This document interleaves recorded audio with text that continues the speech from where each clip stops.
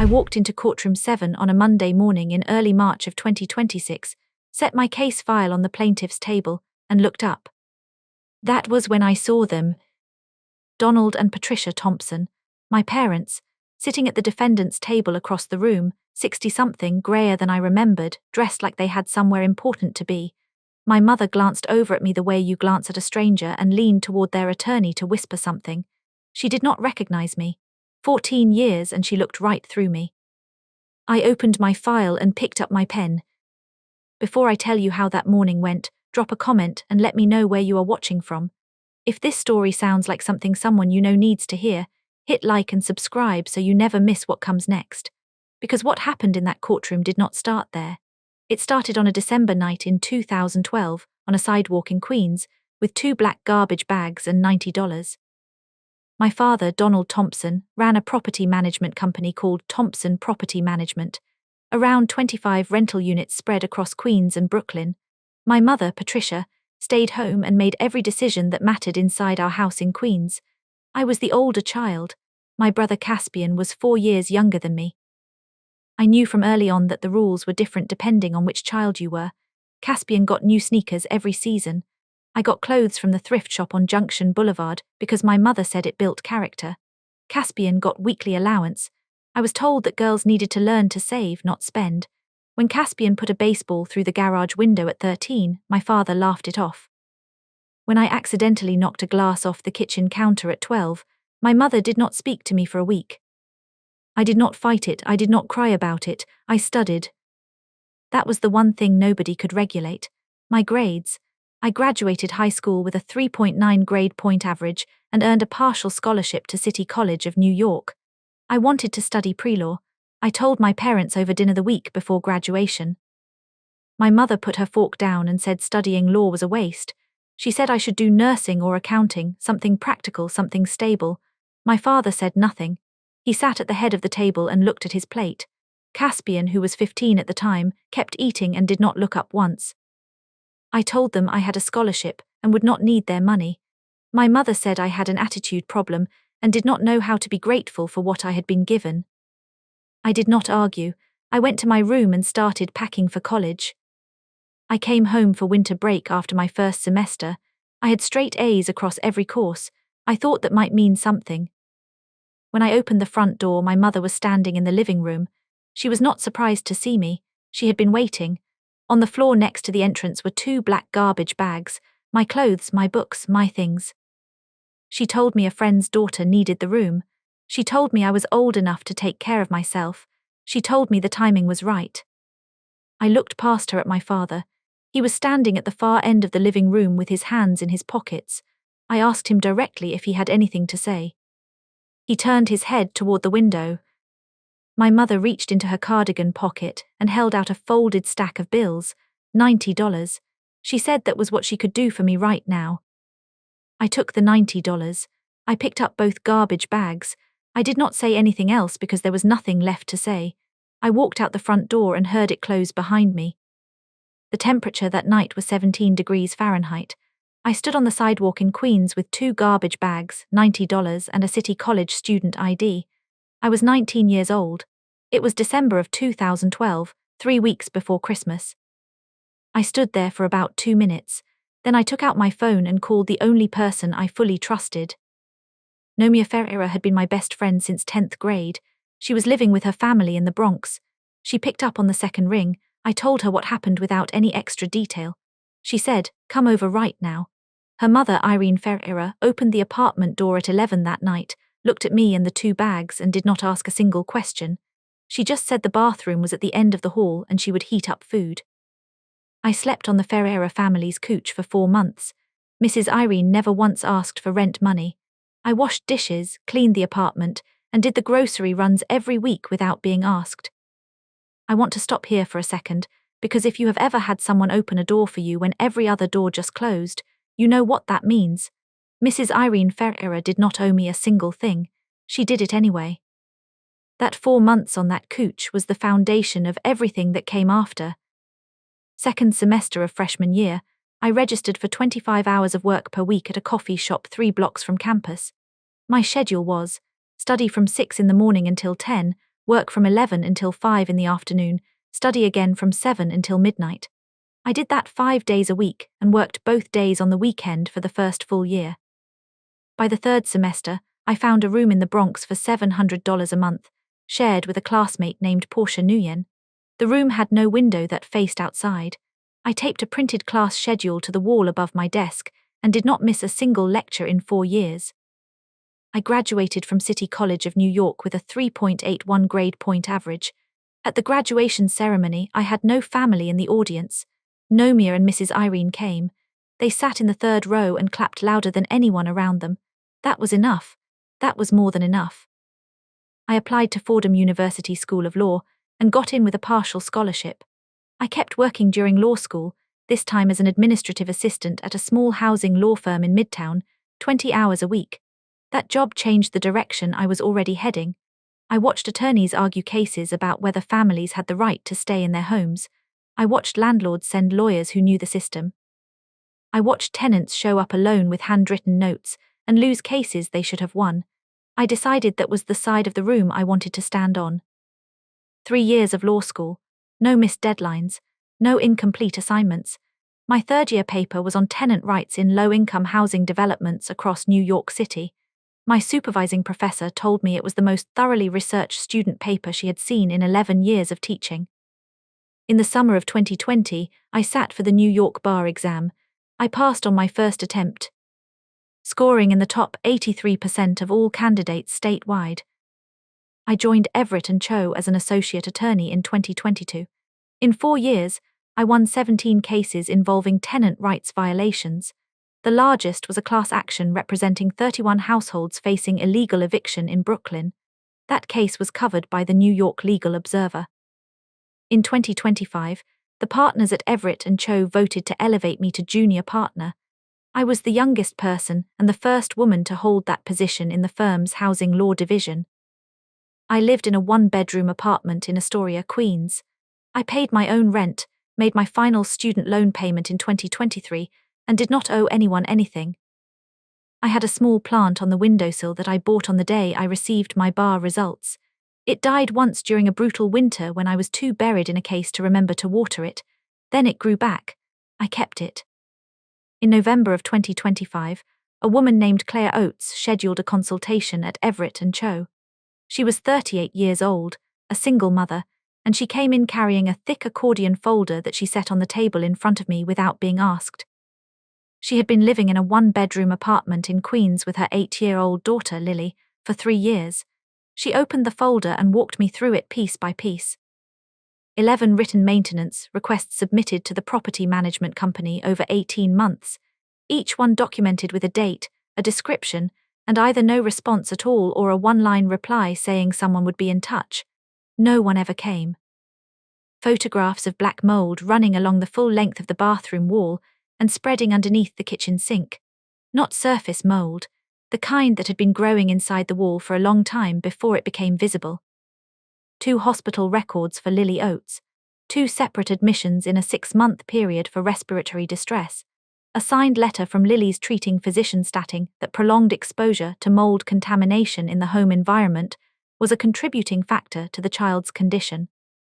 A 14-page inspection report from the New York City Department of Housing Preservation and Development, listing 19 code violations in the unit. 6 of those violations were flagged as immediately hazardous. And then a formal eviction notice from the property management company, dated 3 weeks after Claire had filed a complaint with the city housing inspector. The stated reason for eviction, violation of a lease clause related to improper use of common areas. Claire had not violated any lease term. There was no incident. There was no documentation of any actual violation. I was reading through the eviction notice when I reached the letterhead at the top of the page. Thompson Property Management, Queens, New York, owners Donald and Patricia Thompson. I read it twice, then I set the page down flat on the table. I asked Claire to tell me about any direct contact she had with the company's ownership. She said she had gone to their office once in person, after her 7th maintenance request went unanswered, to speak with someone directly. She said a woman named Patricia Thompson met with her briefly. Patricia told her that if she did not like the condition of the apartment, she was free to find somewhere else to live. I looked at the file in front of me. I looked at Lily's hospital records. I looked at the inspection report with 6 hazardous violations. Then I looked at Claire and told her I would take her case.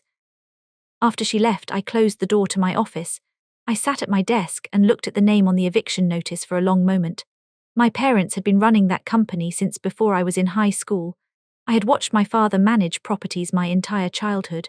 I had heard him and my mother talk about difficult tenants at the dinner table. I understood now, from the other side of that table, what difficult tenants sometimes meant. I did not call anyone in the firm to discuss the conflict. I thought it through carefully. A conflict of interest in legal terms applies when representation of one client is materially limited by a personal interest. My personal history with the Thompsons was exactly that, a personal history. It did not change what was in Claire's folder. It did not change the mold in that apartment. It did not change Lily's hospital records or the city's inspection findings. I was not representing my parents. I was not advising them. I was on the opposite side of the courtroom from them, doing exactly what I had spent 14 years training to do. I opened my laptop and began drafting the litigation strategy. Over the following 3 months, I built the case from every angle. I retained an independent environmental consultant to inspect the apartment and produce a separate report. The consultant confirmed the presence of Stachybotrys chartarum, a species of toxic black mold, at a concentration 4 times above the allowable threshold. I obtained written confirmation from Lily's physician, connecting the respiratory diagnoses to the documented environmental conditions. I compiled the complete communication record between Claire and Thompson Property Management, every email, every text message, every maintenance request with its timestamp, and the corresponding non-response. I did not overlook a single detail. Courtroom 7, Monday morning, early March of 2026, Judge Holbrook presiding.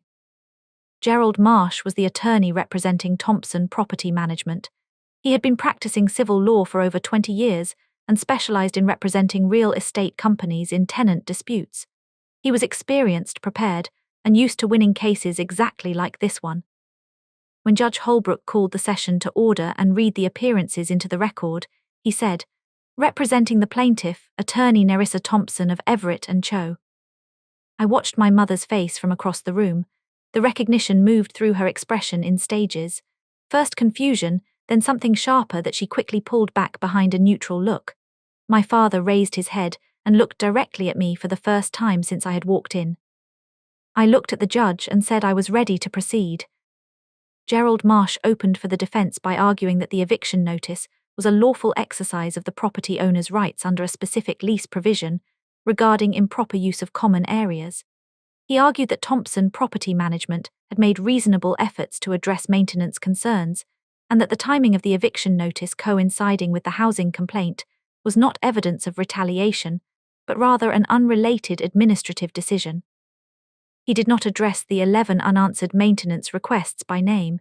He did not mention Lily Oates or her hospital records. He spoke about lease enforcement as a matter of contract and kept his language technical and procedural. Then it was my turn. I did not raise my voice at any point during the presentation. I did not editorialize. I presented the documents in sequence and let the record speak. I started with the maintenance requests. I put each one on the record with its submission date, the described problem, and the documented response or absence of response. I asked Gerald Marsh after the third one whether his client could identify a single instance where a repair was completed within the timeframe required under New York City Housing Code. He said the company had communicated with the tenant. I asked him to point to that communication in the file he had submitted. He could not. I moved to the inspection report. 14 pages, 19 violations. I read each of the 6 hazardous violations into the record by name: inadequate ventilation, failure to maintain structural integrity of interior walls, presence of toxic biological contamination, non-functional exhaust systems, compromised water supply fixtures, and pest infestation evidence in wall cavities. I noted the date the inspection was conducted, which was the same week that Claire Oates had filed her complaint with the city. I noted that Thompson Property Management had received a copy of that inspection report and had taken no corrective action in the 3 months between receipt of the report and the date of the eviction notice. Then I submitted the independent environmental consultant's report. The consultant was available by phone for testimony if the court required it. The report confirmed Stashabatri's chartarum at 4 times the permitted concentration. I read the section of the report that described the specific health risks of that mold species for children and individuals with respiratory sensitivity, and I noted that Lily Oates, age 8, had been hospitalized twice in the preceding 6 months. I submitted Lily's hospital records and the treating physician's written statement. I then addressed the lease clause that Gerald Marsh had cited as justification for the eviction. I read the clause in full into the record. Then I asked one question: does the defense have documentation of any specific act by the plaintiff that constitutes a violation of this clause? Not a pattern of behavior, not a general characterization, one documented specific act with a date and a description. Gerald Marsh said the violation was a matter of ongoing conduct that had been observed over time. I said, I would ask the court to note that the defense has submitted no documentation of any such observation, no written warning to the tenant, no communication of any kind indicating that a lease violation was occurring prior to the date the plaintiff filed a housing complaint with the city.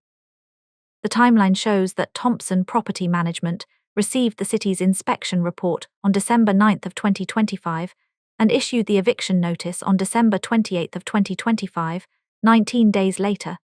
This is not a coincidence of administrative timing. This is retaliatory eviction, prohibited under Section 223B of the New York Real Property Law. I placed the last document on the record and stepped back.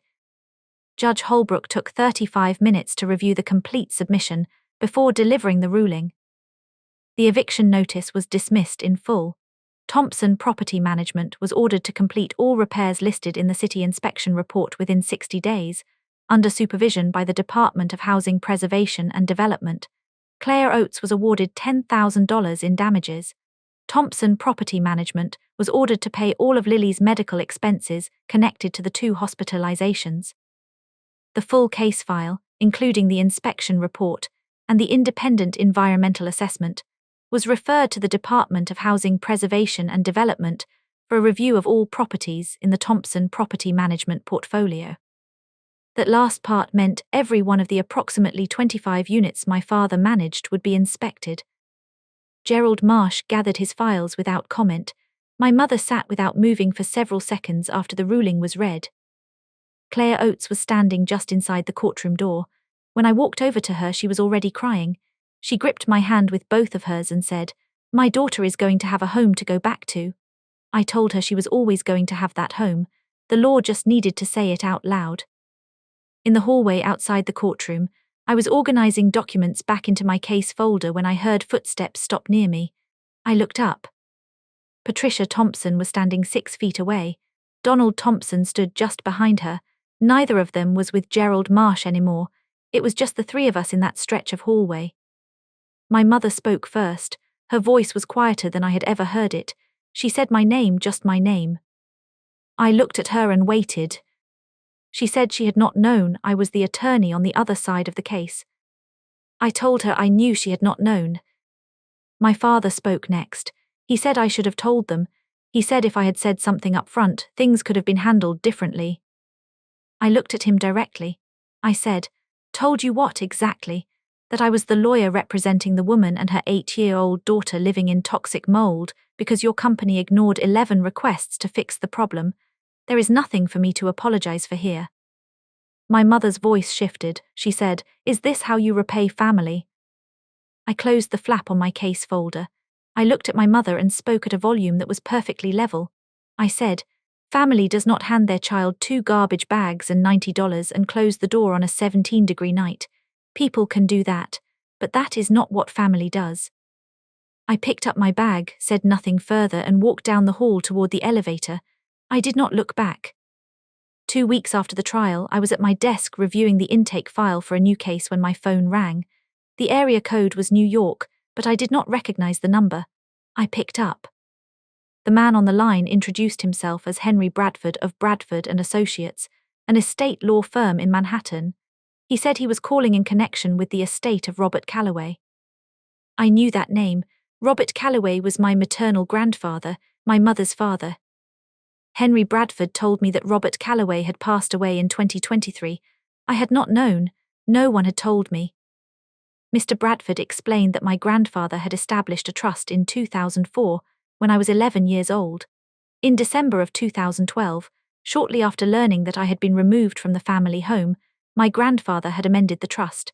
The amendment named me specifically as the sole beneficiary. The activation condition written into the amendment was precise. The trust would become accessible to Nerissa Thompson upon her passing the bar examination and receiving licensure to practice law in any state in the United States.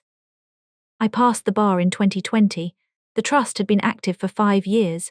Mr. Bradford's firm had spent several months locating my current address. The total value of the trust was $175,000, accumulated through a savings account and a modest investment portfolio my grandfather had maintained over many years. Mr. Bradford said there was also a handwritten letter my grandfather had left with the trust documents, written in December of 2012. He would be sending both the trust paperwork and the original letter by certified mail. The letter arrived 4 days later.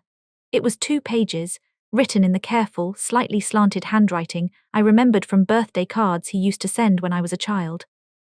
He wrote that he had heard what happened in December of 2012 through a family friend, and that he had not been able to intervene in his daughter Patricia's decision, but he had not been willing to do nothing. He wrote that he had watched me from the time I was small, and that he recognized something in me that he knew no one could take away. He wrote that he did not expect the money to be what built my life, because he was already certain I would build it myself. He wanted it to be there when I was standing on firm ground, as something that said someone had believed in me before I had full reason to believe in myself. The last line of the letter said, "I am sorry I could not say this to your face. I hope this says it for me." I read the letter twice at my desk. Then I folded it carefully and placed it in the inside pocket of my laptop bag, where I kept it from that point forward. I did not make any dramatic financial decisions after receiving the trust. I paid off the remaining balance of my law school loans, which I had been chipping away at for years. The rest I put into a savings account. My grandfather had built it slowly and carefully, and I intended to use it the same way when the right moment came. A month after the trial, my mother called. The conversation was short. She said she wanted to meet in person to talk. I told her I was open to that, but that there was one thing I needed from her before any meeting happened. Not an explanation, not a justification. I needed her to acknowledge plainly and directly that what she and my father had done in December of 2012 was wrong. She was quiet for a long moment, then she said she needed more time to think about that. I told her I would be here when she was ready. I have not heard back from her since that call. I have not closed the door, but I have also stopped waiting at it. With Caspian it was different. He was 29 now and still working in my father's company. 2 months after the trial he sent me a text message. It was the first contact from him in 14 years.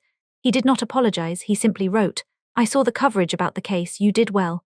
I read it 3 times, then I wrote back, "Thank you." That was the whole exchange. It was not reconciliation.